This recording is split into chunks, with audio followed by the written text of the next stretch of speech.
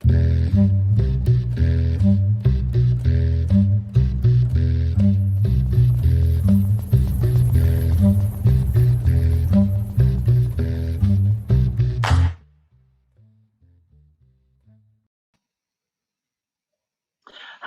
everyone, and welcome to the second Europe Jazz Network webinar in response to the COVID-19 crisis. Our topic today is how do we maintain artistic quality and collaboration in isolation? Creativity versus lockdown, you know, what are we doing? And we're taking our inspiration from the Australian musician Nick Cave's statement and what he's done with his blog, which is called The Red Hand Files. So Nick Cave was coming off a period of extreme activity with many cancellations and postponements of tours and live activity. So what he started thinking about was whether he would remain active or whether he would have a period of isolation and contemplation. He's really keen to understand what artists are for and looking for ways to connect, hence his blog, which is really interesting reading if you've got time to go there. But what we're talking about today, I don't think anybody we're talking about today has used the isolation just to be contemplative. I think that our speakers are using the time to be very active and to do a whole range of things that the lockdown has forced them to do. So I'll just introduce them to you to start with. We have Roy Nathanson, who's an established artist, saxophone player and teacher from New York City. We have Oddrun Lilja, an emerging artist from Norway. Pedro Melo Alves, an emerging artist from Portugal. And Europe Jazz Network member Kenneth Killeen, who's a promoter from the Republic of Ireland. So to start with, I'm going to ask the panel to just give a quick rundown of who they are and what they do. And I'll start with you, Roy. Oh, I'm mute there. There we go. Yeah. Well, what am I? I'm hoping I'm emerging too. You know, I don't know. But and I hope you're emerging. Anyway, but we're not. Nobody's emerging much right now. But when I am emerging, I play the saxophone and I lead the band, the Jazz Passengers, and for many years. And I'm also a writer, a poet, and a teacher. I do a whole bunch of different stuff that's related.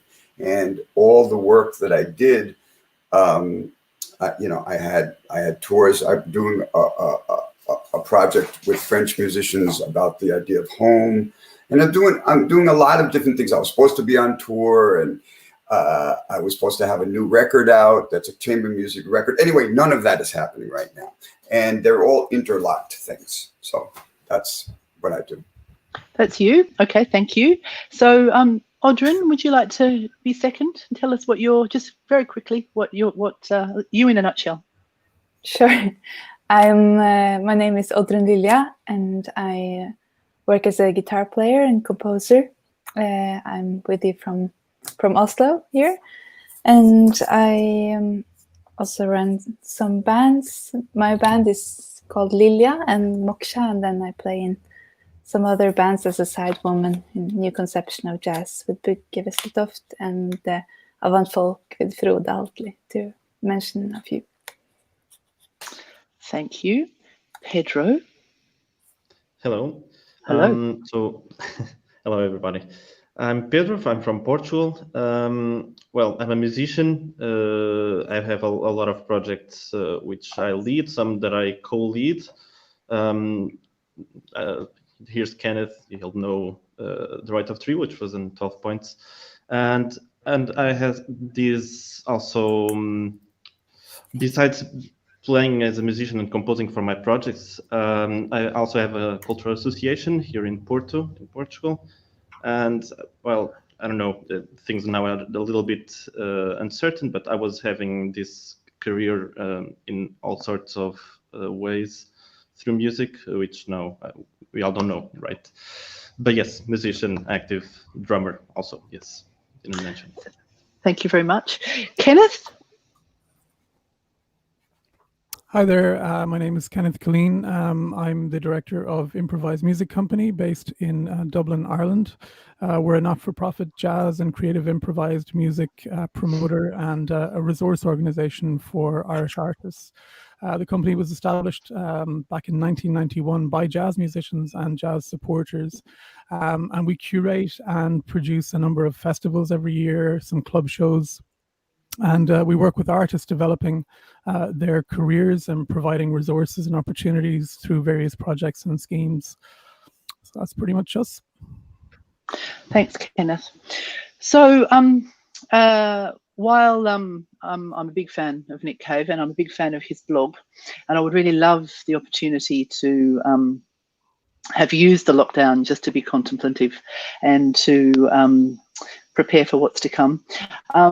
I'm Australian, and most of my family live in Australia. But I actually live in London, so I am using the time to be very active, preparing for things to come, and cleaning up things that were cancelled, and you know, all sorts of things of that nature. I've been very active, and I think, and I know, in fact, that I think that all of the people on this panel have been doing the same, because we work in jazz, and jazz is not a very lucrative or well-endowed genre of music, so we need to keep working, and that the COVID-19 lockdown for us has been really significant and devastating for our sector.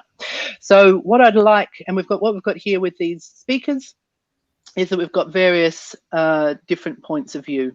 We've got someone from the USA, we've got someone from Norway, we've got someone from Southern Europe in Portugal, and then we've got Kenneth, who has a different perspective again, because he is a promoter, whereas the others are all practicing artists out on the road. So we'll start with Roy, and what I'd like Roy to do is to talk to us about give us a snapshot of really, you know, how the COVID-19 lockdown has affected his practice. Yeah, well, first thing to talk about, the serious thing is, I mean, it's really, as we know, this lockdown has, you know, heightened all these basic income inequalities in the culture in the world at large, but in America, which has barely a social contract. I mean, the thing that's wonderful about the European system is that there is some idea that you're in a country, and that the idea of being in a country means you're taken care of. And traditionally, musicians in America have gotten no support. I mean, I'm just turned 69 years old, and when I was just introduced as an established musician. Yeah, it's true. I've been touring for 40 years, and I still am making a living, you know, weekly, and I don't have a lot saved. I mean, my wife is a therapist, so I'm lucky to that, and I do, but so, you know, we have some income, but there's no support for musicians really significantly in America. So there are so many great jazz musicians who you would know all their names that are just barely can make it through in this time. And just as an example, they started, musicians and promoters started a thing in America in New York called the Jazz Coalition, and offered 50 commissions. And you know, I got one. They called me. That was very nice. It's $1,000. $1,000 commission. You can't do much with $1,000. It's great to do that, but I mean, it's not. There is no continuous, you know, funding source. And there's no overview, and that, you know, is true in the entire culture at large, as sure everybody reads about with Trump and with the whole thing. So how's that affected me? I mean, everything that I do, I'm a writer with words and music, and all my life, it's all been about certain kind of creating language, a group, and that's a very collaborative process. Super collaborative process. How do you do that alone? First of all, as an older person, technology is not easy for me. And, you know, I've been trying to do all these things. I teach every working jazz musician in New York, practically, who you've known about, is teaching, because it's the only way you get health insurance. So I do that and make a little bit of money doing that at New York University, one course. And so there's all this hodgepodge of things together, but how to make the same magic happen that, that is a kind of a religious thing, to be with people. I mean, I play out my porch at 5 o'clock every day, one song, and musicians in the neighborhood come. And that's a sweet thing, but it's not a way to make any money. And I'm lucky. I just don't have, it's worrisome. I still have a kid finishing college, and college is expensive and all that kind of stuff. But hobbling together, there's been some unemployment given to musicians now as a new thing. It's the first time, and it's been through musician activism. My friend Mark Rebo was very involved with some of that stuff, and there's a little bit, but it's all such a hodgepodge. So we're trying to do the best that we can. I have a new record out coming, a chamber music record, and I asked, I've played with Alves Costello, so he's doing an introduction. That's going to be a live stream tomorrow night, but that was supposed to be a gig. It's just doing the best we can. So. And so the live streaming, we'll come on to this with Oddrun, because she's done something very interesting with the live streaming. But I'm anticipating that your live stream tomorrow night, is there any monetary reward for that, Roy? There's not only no monetary reward, but it's not really even live stream. It's really a watch party, because we don't even have all the musicians. One of them is in California. We don't have the means to be really playing together, and it's a record release, and there's no monetary reward for any of these things. Basically, there's no way to make a living playing. So that's okay. So we're missing money, and we're missing the magic of the live collaboration. I should have been touring in Europe, doing this whole big project with French musicians about the idea of home, and I'm hoping that when this is over, this is more of a meditation on what home is and then what home breaking is. That's what this thing is. What home killing is, really. That's interesting. So we're all at home, but it's home killing. Okay, thanks, Roy. Oddrun, so you've got a completely different, a similar but different situation to Roy. So while you're isolated, please tell us what you've been up to. Yeah. Where to start? I was also planning to do a lot in this period. I was also releasing my debut album, which is also about home and about the whole world, about some collaborations that I've done with different traditional artists all over the world. And I remember when it all started to cancel, and it just came emails and emails with cancellation. I was walking on the street, and I was walking past the National Jazz Scene on my way to I think it was the only concert, the last concert happening in Oslo. And I watched my friend hanging up the poster with, oh, now it's all cancelled. And I just became so sentimental in a way. And I talked to her, and I just realized like how much I appreciate playing music for people and together with people, and how lucky I am to. It's something about you maybe don't always realize what you have before it's taken away. So for me, a lot of existential questions were arising, and here in Norway we are luckily we have a better situation and a welfare system, which makes which gives us a safety net, although it took time to establish it for people that are self-employed, we have it. So my thoughts went quite quickly to artists in other countries, although a lot of artists are struggling here as well. But I realized quick that that this is not about me, and what can I do to bring something to this situation, to contribute somehow to and of course a lot of thoughts came up, like who am I if I can't do what I do, if I don't play concerts, and if I'm not a guitar player, then who am I? And I think it's a lifelong contemplation, lifelong question to think about. So it's good to get the opportunity to start. But luckily I didn't have to linger so long with it, because some projects came, and I was supposed to play the release concert of my album with guest artists from Morocco and Pakistan and a lot of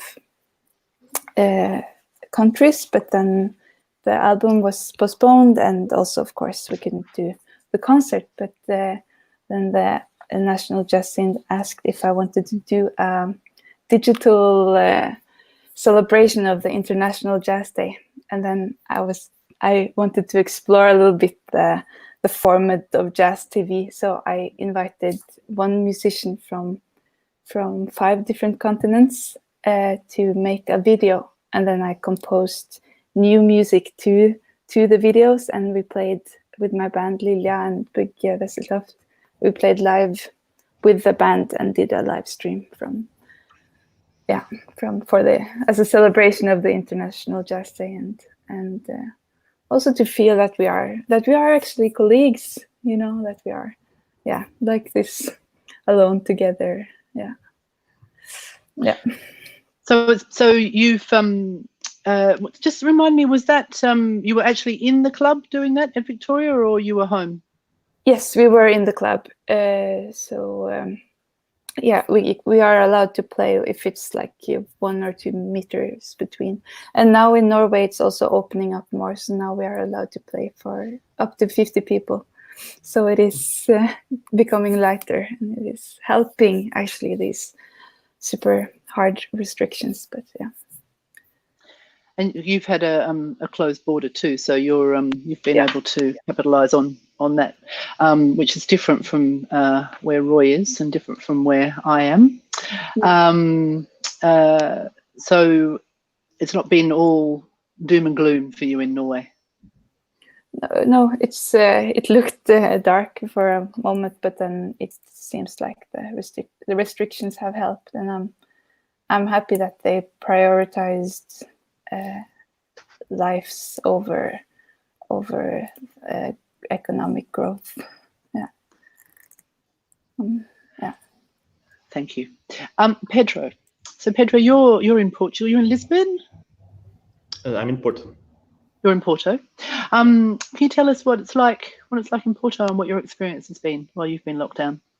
Yeah.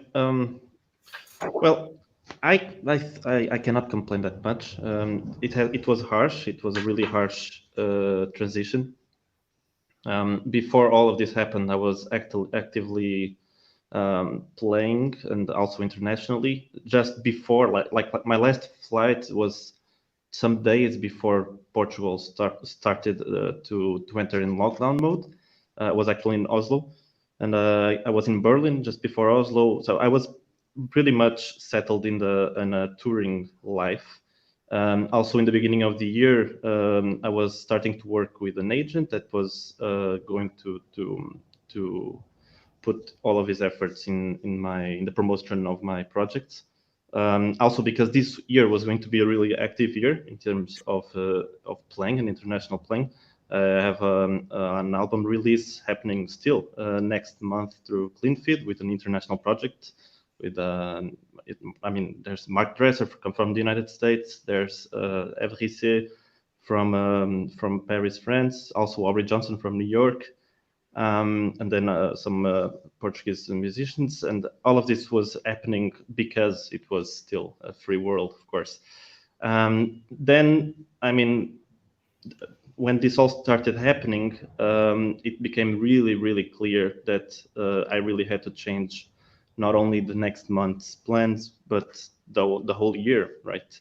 And in Portugal, I mean, it's not as bad as, for example, the situation that Roy portrayed, because we do have some social security happening. I mean, in terms of health, we have a great social security system, a great national health system. So, I mean, the whole crisis in terms of health was actually well managed in Portugal. We entered in lockdown, everything got controlled. We made all the investments we had to make in order to preserve health. And we are now actually also, like in Norway, starting to get out of the emergency state. But in terms of the supports of the arts, it was not that great in Portugal. Not only it was a really slow reaction, but also a not so effective one. Actually, today is pertinent that we are having this webinar because we're having a national protest. Like the whole day, our culture and art workers from all different areas, from theater, dance, music, and everything, are now in front of our National Assembly protesting because I think it was one of the sectors with the worst responses from the state. I was lucky that I had some support from a private institution, from Gulbenkian Institute, because I was supposed to be working on a theater production right now. And the whole theater process, like the residencies and the premiere and everything, got postponed. But still, this private institution, I mean, the whole theater company applied for it, obviously, but we got financed in terms of still receiving what we were supposed to be receiving right now, in terms of honoraries, in terms of salary, regardless of still being paid when the show does happen. So this was quite great. So even though I'm not playing, at this moment, I'm receiving 70% of what I was supposed to be receiving from the company. So not that bad, but still it was a private institution supporting, not a national effort. Because I think, I mean, nationally speaking, I was supposed to get something from my social security system, but not only I didn't, but even if I did, I think it would be a ridiculous sum, like 70 euros. Judging from what some of my musician partners got, like 70 euros for the month. Seems like a joke. So in terms of what I've been doing, I mean, I changed completely the plans for the year. So I entered the full composition and study and even promotion mode for the things that I have ongoing. So I got on a Patreon community. I'm pretty sure everybody knows about Patreon. A lot of musicians use it to get paid for online activities, right? Either teaching or playing or showing something exclusive. This is a Patreon community for an artist's web, and people put their exclusive content, like quality recorded, either video or audio, and people actually pay for it. So it seems a little bit more fair than just doing the typical live stream on Facebook with a shitty camera and a shitty recording, right? I also did. Sorry. Sounds good. A little better. I mean, it's an effort. And I did some other video projects like that. Like the first month of my confinement here, I rented some cameras and microphones, and I did a recording of some solo sessions, which I wanted to do either way. But I thought it was actually pertinent because it was still, at least I tried, of course, I tried to do quality content, which I'm releasing every week instead of like the whole pressure that we saw in the first months of so many artists putting so many content. I mean, it was overblowing, I think, even for the audience. Like people were getting so much of what was supposed to be happening live. Yeah, I've heard all online and on bad quality. I've heard the term the tsunami the digital Exactly. tsunami or the online tsunami or something, which is pretty funny, isn't it? It's really true. It was what it was. Yeah, definitely. Streaming tsunami is what I've heard. There we go. Yeah. Exactly. So I mean, just to conclude, it was nice. I mean, you have a question? Sorry. Well, I wanted to know whether you, because each of you has done something different, but that one seems like the most radical change from what you were thinking of doing to what you actually have done. And so, were you in the habit of doing online content and making films and things before, or is this new? Not that much. Not that much. I mean, I did a lot of I had my online activity, but it was mostly things I had done live. So either like a bootleg recording release or official videos or whatever, but it was all related to live performing. And then occasionally like a promotion, a press kit, electronic press kit of a band or a release or something. But this kind of online, like really, it was the first time. And it was really the first thing that happened. But again, because I would like to do it either way, it just became so pertinent out of a sudden. And I even did like one of those streaming live concerts. I think it was the last concert that I've done in Sonoscopia Association here in Porto. I had I was supposed to give a concert with a trio, with a band, but it was an international band. It was with 2 Italian people that obviously were unable to fly it. It was really in the peak of the red alert. And so suddenly it was only me and it was an American artist in Sonoscopia to perform. And then we ended up doing a concert, both of us streamed with no audience. So I felt a little bit of that awkward, empty room sensation right in the beginning.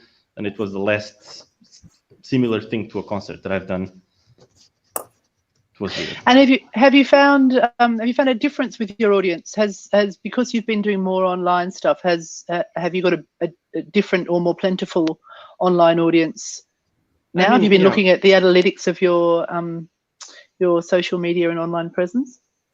Yeah, definitely. I mean, I reached a whole new audience that I wasn't really reaching because I never even aimed to it. I mean, the audience I was having, also because I was lucky last 2 years to play in a lot of mostly European events.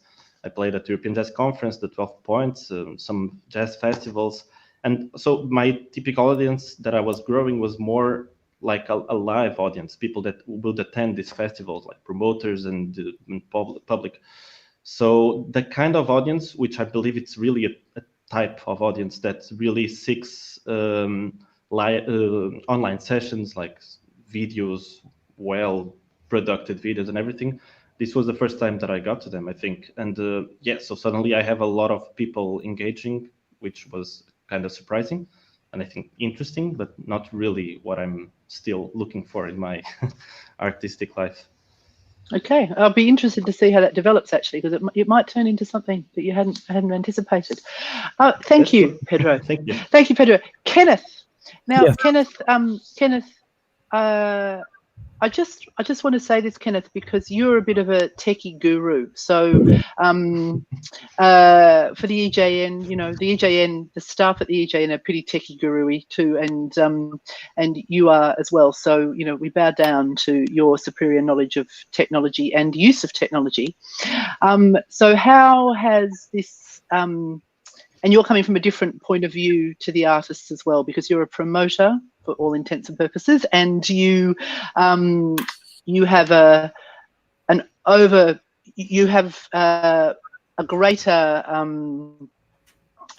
concern, I suppose, for audiences than the artists do. The artists, they love their fans, they want more fans, they want more audiences. There's any doubt about that. But actually, it's the promoter their job is to bring the artist and the audience together. So if you could talk to us about what you're doing, that would be wonderful. Thank you. Sure. I mean, again, it's like everybody, where does one start with this? I mean, like everybody, well, just to your point about the artists and audiences, that's the fundamental binary that is required, once people have created music, and without either of those parts of the equation, things will not work. And that's why I suppose a lot of the stuff that we're seeing online, may or may not be successful because it's missing, one of these fundamentals. And we're responsible in Ireland for looking after artists as well. And I think what Oddrun mentioned, this kind of concept of an existential crisis, and I think that it's I just think that can't be overstated, because this primary crisis of this COVID pandemic, as well as being decimating in and of itself, has exposed actually this underlying secondary and tertiary crises, that were there all along, and that's a huge problem for a promoter, because this industry has, it shows how fragile the balance is in this industry, and how easy it is to fundamentally alter that. So like everybody, we had to transition quickly into multiple new paradigms, both in how we work as an organization and crucially how we support musicians in this country and then provide content for audiences.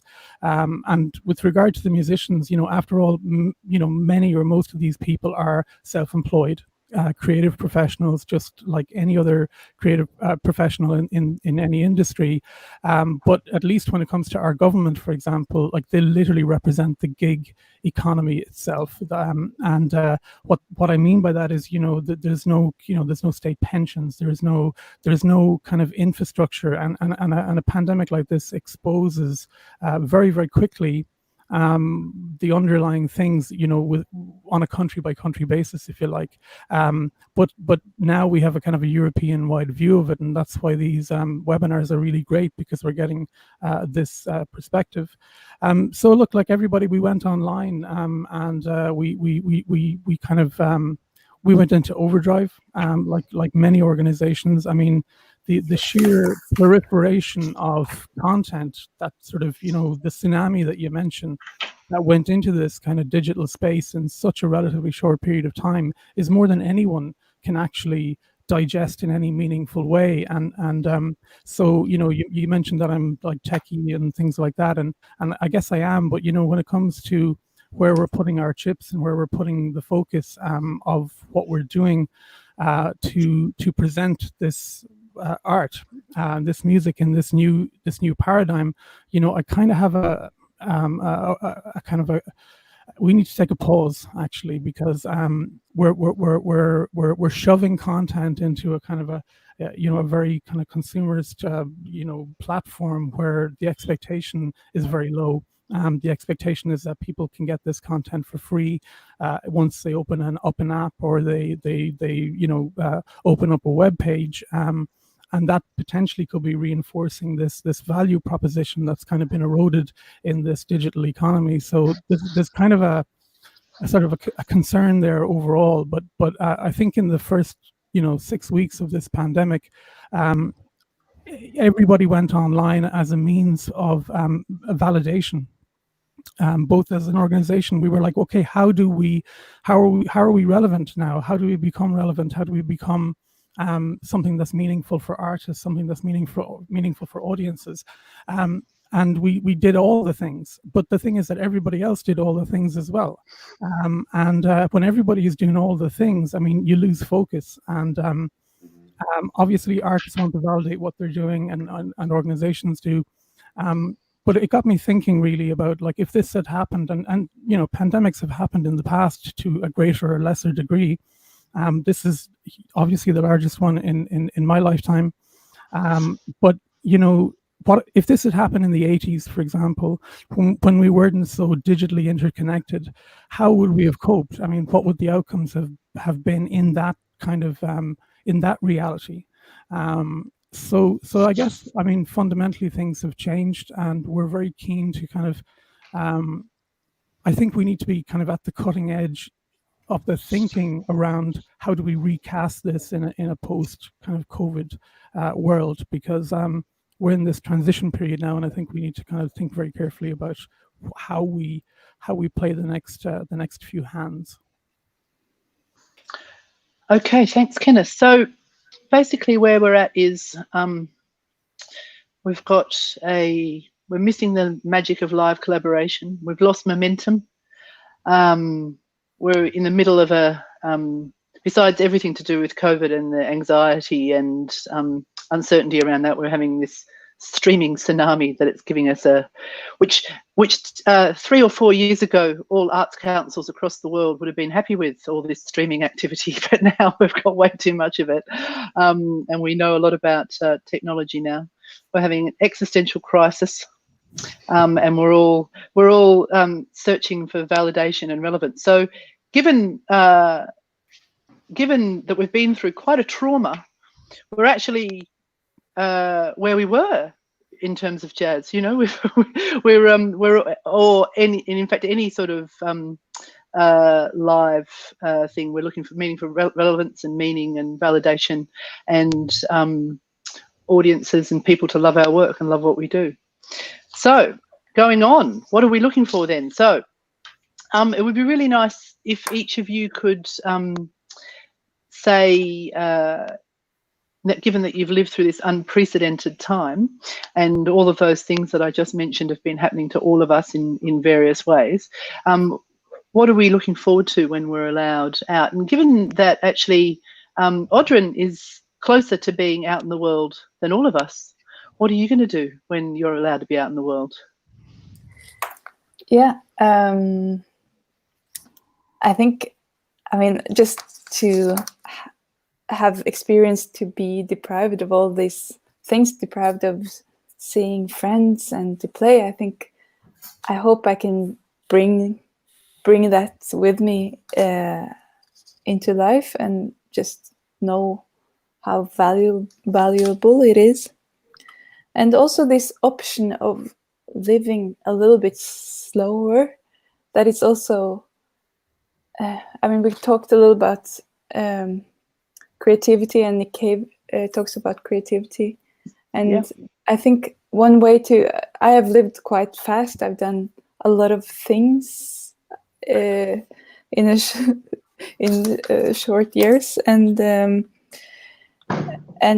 I think also when we remove this pressure, then maybe we can access a deeper kind of creativity, which is in all of us, if we are creative people or if we work with anything. But it's something I hope that we can know that we have this option of living a little bit slower, and maybe it's okay not to travel so much, and maybe we can live with a little bit less money, or maybe we want to live as we did, but at least the world have not tried this thing that maybe everybody have been afraid of. So then maybe it's not that scary anymore, and that we can now have a choice of how we want to continue our lives. Yeah, that's beautiful. Thank you. That came very strongly out of the Nick Cave thing, the slowness and contemplative nature of life. Pedro, maybe you might be next in terms of the relaxation of the social distancing, do you think? Yeah, probably, yeah. I mean, we already are. Concerts, I think, like auditoriums and everything, starting the 1st of June. So we're pretty close to that. But everything else, like restaurants and coffee and everything, is open already. People can go with some social distance still. But it's already like life starting to go out on the streets again, and concerts will be next. I mean, in terms of what I expect out of this coming back to real life, there's a lot of what Oddrun just said that's also happening in my perspective, like the change of mindset. I was also living on a really fast mindset with a lot of projects, a lot of touring, a lot of playing, rehearsing, coming from cities to cities, from countries to countries. And now it's just really interesting to go into complete opposite, not only slow also obviously, but like less things and a lot more connected to like an artistic or inner personal purpose, and to get in touch with that kind of purpose and let it have time to get to actually be in touch with all of that. And then consequentially getting deeper in terms of my artistic endeavors. Like if I'm composing, if I have a new project, or for my current projects, I think these months of stopping make me really reconnect to their purpose and how can I get deeper in each one of them in my own playing and in my own creation. So that is happening and will for sure contaminate whatever I do if life gets back to normal. But one of the things that I've been asking a lot myself is if we like the performance artists, but especially the performance artists from every area that are happening in the more, let's put it, experimentational side of arts, if they will still have a place. Because I mean, all the arts and culture are already not profitable anyway, but like the place for experimentation is the most fragile one. Like the places that are even more clearly not profitable and not intended to be. Will we still have the place for it? Will there still be public for it? Will there still be places willing to risk for them to, so that we have these free experimentation places? And by that I mean every small club, every more risky festival, and anything that really in the whole scenario makes experimentation happen in a more invisible dimension of things. Me as an audience, that's what I seek, and I'm really grateful that in Portugal we have a quite strong experimentation circuit happening. But I know out of which difficulties all of them happen. From Porto, Coimbra, Lisbon, I could name a lot of heroes, cultural programmers and people behind these places that are really heroes because they keep a lot of precious artistic things happening out of pure craziness. I mean, it's really not sustainable at all on a normal world. So how's it going to be now coming back to reality, you know?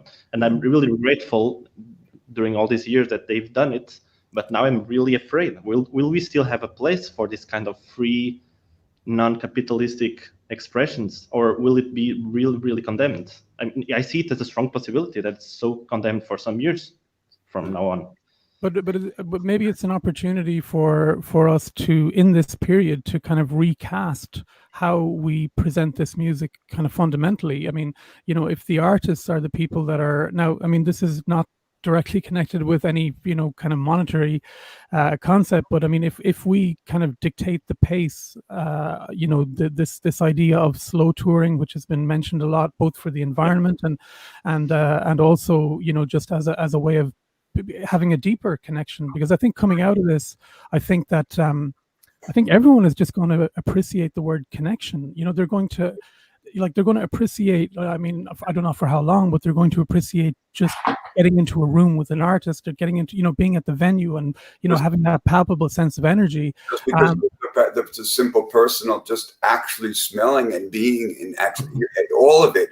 That's, yeah, you're right. I mean, that's, you know. Yeah. So maybe we could sort of use this to I've always, you know, believed that, you know, improvisation, it's just such a, you know, it's the unique thing that we have really in the DNA of how we can interact. And I think it needs to be the ace up our sleeve in order to kind of, you know, say, well, only we can do these things in this way, and this is the way that it's going to be. And maybe we can kind of dictate the way that we kind of approach this in a live setting, because I think the audience is like, it's everything is a risk, right?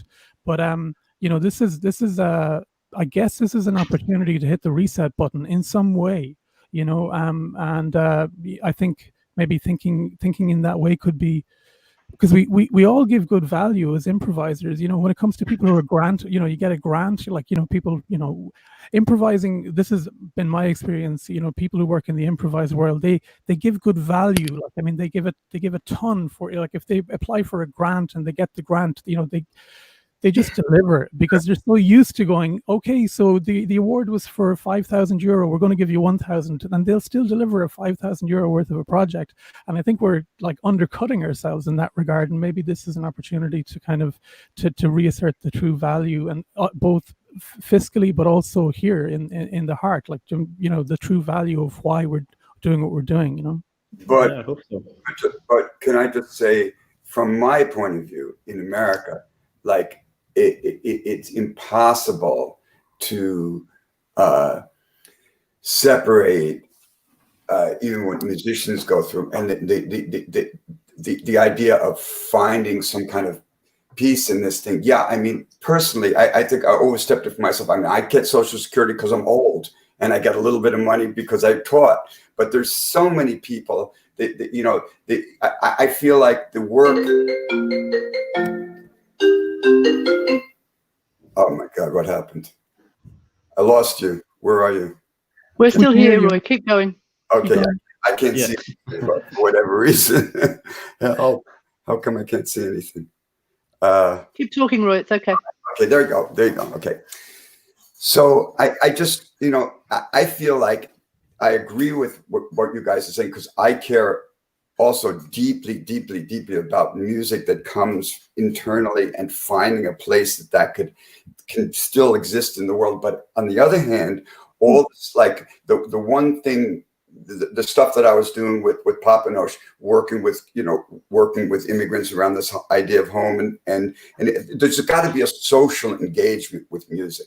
It's got the political nature of music in America. I mean, it is a shit show. It is a serious fucking shit show. And that, you know, like, you know, the responsibility of an artist, we should be getting some money from the government, of course, but we also have a responsibility to deal with the level of inequality in our work, in collaborative work with people who need that work, you know, almost like a Maoist thing. I mean, but, you know, like, we should be in fucking schools, in places, working with people, doing that work. I mean, but you guys don't have the same need that it has quite here. I mean, so, you know, we're just from a different, it's in a different situation. The level of inequality here is so enormous and so insane. In New York City, we have zip codes, the poorest zip codes in New York, a third of the people have COVID. A third of the people. Oh dear. You know, and we're not going out anytime soon. You know, you're not going out anytime soon. We're not going anywhere. Nobody's taking the subway. Nobody's going nowhere. And it's just, you know, and then, you know, the places that voted for Trump and all that, those are the places that are not getting it. It's places of poor Black, you know, of non-white people and poor people that are getting this virus. And they're getting it more the poorer they fucking are. And so that's a terrifying and angry thing, you know. And also, I feel all those other things too.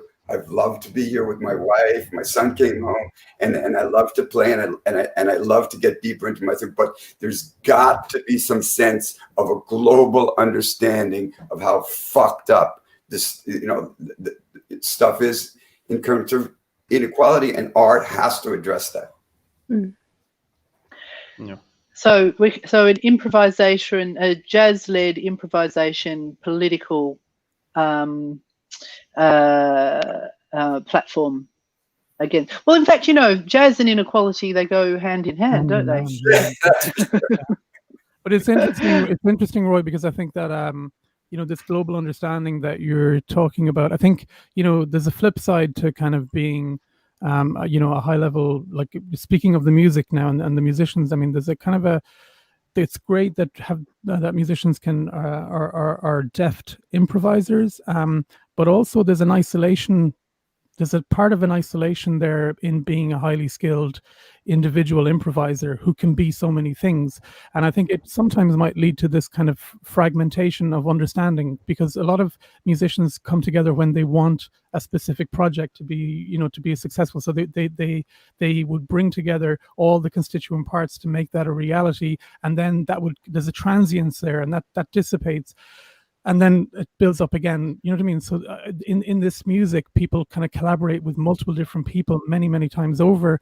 And I think that there isn't a kind of the foundation is always shifting a little bit in terms of the unified message. Right, I agree that. And that's what I'm saying. I'm not saying that, you know, like the thing I do with Papanosh with different communities about understanding, you know, collaborating with different communities. We were in French Guiana, places, you know, I'm not saying that the music itself should be any less, you know, like, but, you know, it still has to be out in a community.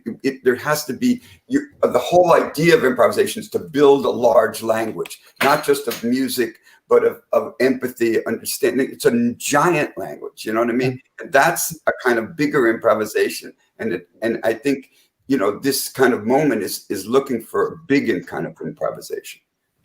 You know, the jazz language of life is what it is, according to you, Roy. And in fact, I've seen that in action with your projects, particularly the one that you did, the home, a couple of years ago at Bonnier Bleu. I mean, it was just extraordinary, that project. We all were in tears at the end of it. It was beautiful. But I mean, I think it's just a lot, you know, I don't know. But you don't want to get into a malice thing of, you got to be working with the community all the time. Because I agree with Pedro too. You also, you know, the quietest thing can be the most, you know, amazing, you know, that goes into a place that is impossible to shine a light on without doing this odd thing. I know that. I don't know what I'm saying. Go ahead. So just Roy, because I don't think you so you don't think lockdown's going to end anytime soon. So, but when in the future, a year from now, what are you looking forward to most? You know, it just the simple, you know, thing of really being able to be physically with people. I just don't. I'm afraid for, you know. I don't. You know, I don't want to be a total Luddite, because I mean, I understand that this, like what Kenneth was saying about the you know, what the hell would happen if there was no internet in 1980 or way before, and these things happened. You know, it's definitely connecting us in some ways, and it's definitely, but there's just what improvisers do, musicians do. It is somehow losing this physical thing. I mean, I just can't wait just to be out and around people, and you know, not be you know, have that fear around us, this fear of people walking by each other and not being able to get near each other. I mean, it's just scary, you know. So I'm looking forward to that stopping. It's simple.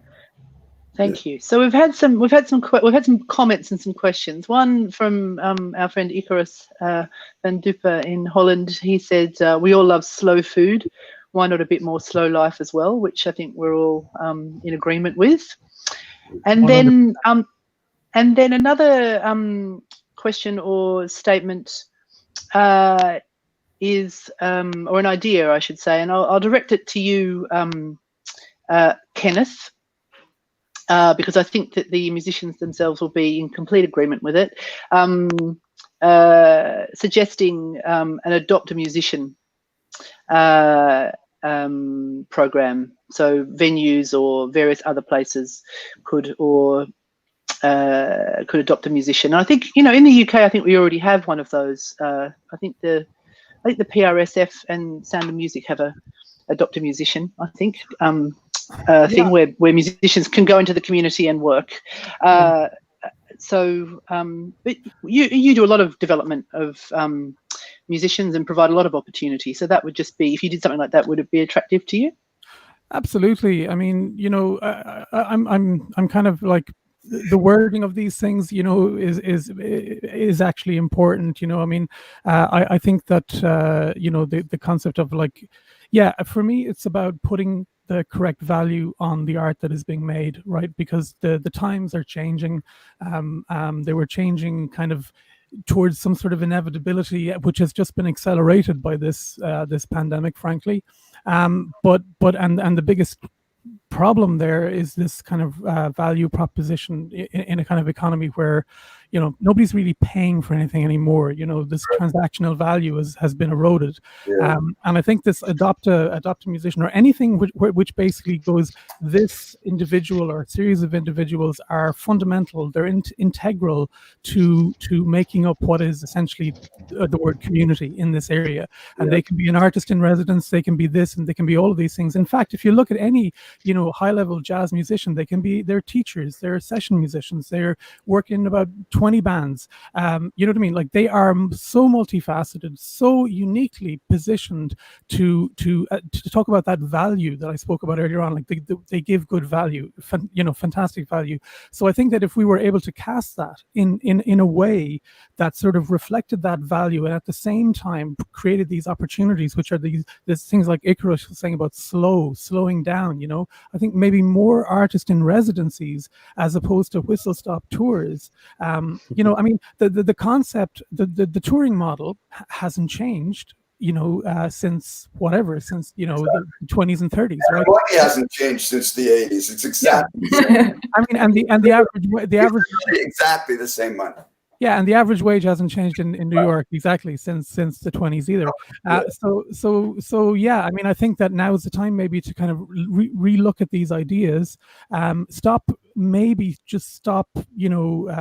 force feeding the internet with this kind of validatory, we're still here, we're still alive, and we have a webcam and we're going to do this in this way. I do think that's a little bit. I think that's kind of a knee-jerk, and it's a natural reaction. But I think that the second phase of this kind of, they talk about this kind of denial, acceptance, all these stages. But the stage now is kind of acceptance of, well, the uncertainty of the future, but trying to plan. So as the economy starts to come back slowly but surely, we're kind of putting our toe in the water of new ideas, and fundamentally these ideas are going to be some sort of hybridization of the previous reality in the short to medium term, and the new reality, which is kind of this subsuming of the digital ecosystem. And I think that younger musicians in particular, who are kind of, let's say, digital natives, are much better placed to pivot their professional industry into this kind of new paradigm in a way that both is artistically uncompromising, but also is maybe fiscally viable. But then we got to look across the spectrum at all of the artists that we have working. So I would really think that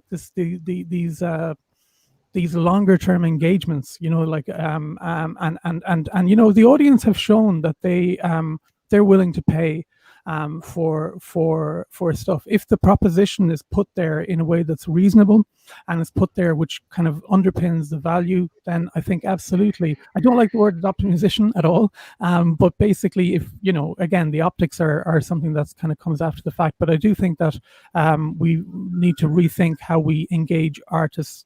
Full stop. Yeah. Could I just add an artist in residence thing? It's really a smart kind of, it's an old idea, but it really could, especially in communities. I just wanted to give this one quick story. So I'm playing every day, exactly one song at 5 o'clock in the neighborhood. And people from the neighborhood come social distance and look. And there's a lot of people from the hospital around the corner, watch. And we haven't been asking any money for that. It's really just been a thing to do for the neighborhood. But it turns out that we have a Pakistani musician from around the block, who's a wonderful percussionist, whose family needs money back there. He's here in America and, sends money back to the family and stuff. So now we're collecting money all of a sudden, but we don't even know where. There's so many places to put. There's so many musicians, but to have artists in residence in individual neighborhood, like to create that being a real thing, change the paradigm of that. That's a cool idea. In the UK, I don't know if you have the same terminology. You'd certainly have the same person, but whether you have the same terminology is what I'm meaning here. We have the term key worker, and the key workers are teachers and any of the services, including medical and fire and all of those things. And this is what's been keeping everybody going during the COVID lockdown. These people, key workers, they're very important to our communities. And what would be wonderful is if we could have the musician as a status of a key worker. That's a great idea. Yeah. I mean, yeah, because I mean, look, just sorry, Martel, very quickly. I mean, the culture is often sidelined in times like this, as people rightly, governments rightly work to try and increase, the efficiency of the healthcare system and various other things, education, et cetera. But culture and creativity is not an aside to those things. It isn't hierarchical in any way, shape, or form. It's far more holistic than that. And without those frontline workers who are doing a phenomenal job under unprecedentedly crazy circumstances, they're the people who are going to need to go out and enjoy the culture that artists are putting together as their own release. And you know, we really need to get off our asses thinking that, you know, music and creativity in some way is essentially, you know, an aside to the way that the society works. It's so integral that it needs to be given the dues that it naturally must have. Absolutely. Yeah, so I think it's a bit even though playing music and being a musician is an active thing, our attitude to pushing that forward is actually quite passive. Although there has been a lot of lobbying of the governments here, particularly about how important the creative industries are to the economy and to people's health and well-being and all that sort of stuff. So that's been good to see, but we haven't cracked it completely yet. So we've hit 5 o'clock, and I don't think we've got any more questions from anybody. We've got some nice comments, expressions of love for Oddrun from Palestinian refugees, which is very nice. Thank you very much. And unless anyone else has any other comments, I will draw this session to a close, but I will also advertise what we've got coming up. So the next webinar is called The Day, which is on Monday, the 25th of May, at 5 o'clock or 1700 hours in Central European time, is called The Day After Tomorrow, and it is about resetting festivals. What's going to happen in the reset? Will and should festivals and venues ever be the same again? Analog concert strategies for the future with COVID-19 and possible scenarios for a jazz-led recovery. So, and we've got Tina Heine from, it says Austria on my notes, so I thought Tina Heine was German, but we'll go with Austria. She's the moderator. German, but he works in Austria. Thank you. We'll go with moderator. Tina Heine as a moderator, and we've got Audrey Henken from the USA, Nadine De Venter from Germany, the director of the Berlin Jazz Festival, Micha Hajduk from Poland from the Adam Mickiewicz Institute, and Antoine Boss from France, the AEC in France. And before we go, I would really thank you so much. I'm looking at you on my screen, so I'll just, so that I don't miss anybody. I've got Kenneth, thank you. Oddrun, thank you. Pedro, thank you. Roy, thank you.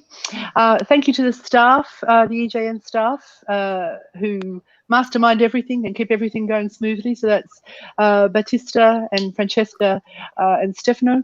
And thank you to the EJN Think Tank Crisis Unit, which has been meeting every Wednesday morning, 10 o'clock Central European time, 9 o'clock for us, Kenneth. And to all the board, the Europe Jazz Network board and the Europe Jazz Network members, thank you very much for joining us, and we'll see you on Monday.